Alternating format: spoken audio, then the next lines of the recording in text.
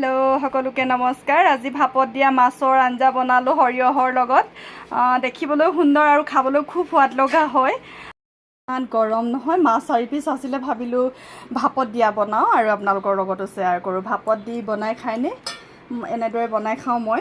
তাৰ কাৰণে লৈছোঁ মই মচন্দৈ লৈ লৈছোঁ, অলপ জলকীয়া আৰু নহৰু, এদিকি বিলাহী এটা আৰু পিঁয়াজ লৈ লৈছোঁ। প্ৰথমতে মই সৰিয়হ লৈছোঁ অকণমান পিচিকৈ, পনীয়া কৰি লৈছোঁ এইখিনি। বগা সৰিয়হটো প্ৰথমতে মই মাছ কেইপিচ দি লৈছোঁ, টিফিন এটাতে দি লৈছোঁ মাছ কেইপিচ। 4 পিচেই দিছোঁ, বেছি দিবও পাৰে, বেছি দিলে বস্তুৰ পৰিমাণটো বেছি বেছি দি ল'ব। 4 পিচ দিছোঁ। এতিয়া ইয়াত মচন্দৈখিনি দি দিছোঁ,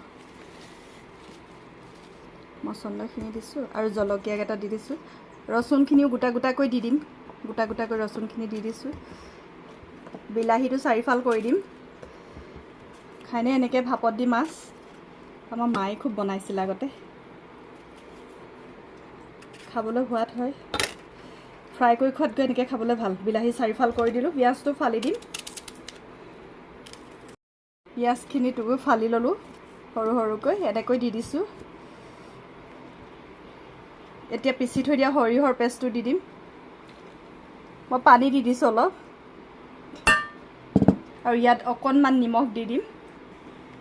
নিমখ অকণমান দি দিছোঁ। হালধি নিদিওঁ মই, যিহেতু বইল বনাম ন, বইলত হালধি লগত খাবলৈ বেয়া লাগে। কৰি দিছোঁ। এতিয়া ভাপত দিম মই।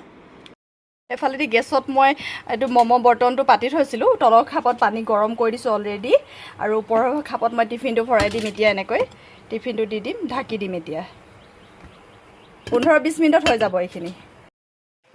মাছ হৈ গ'ল, ভাপত দিয়া মাছ। কিমান ধুনীয়া দেখিছে চাওকচোন বাৰু।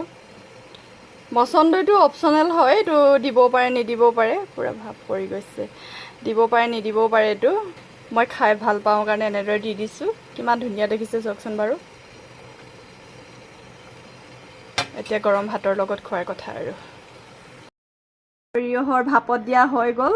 দেখিবলৈও সুন্দৰ, খাবলৈও খুব সোৱাদ লগা। নোখোৱাসকলে এবাৰ বনাই খাব, আৰু কেনেকুৱা পালে চাই জনাবলৈ নাপাহৰিব।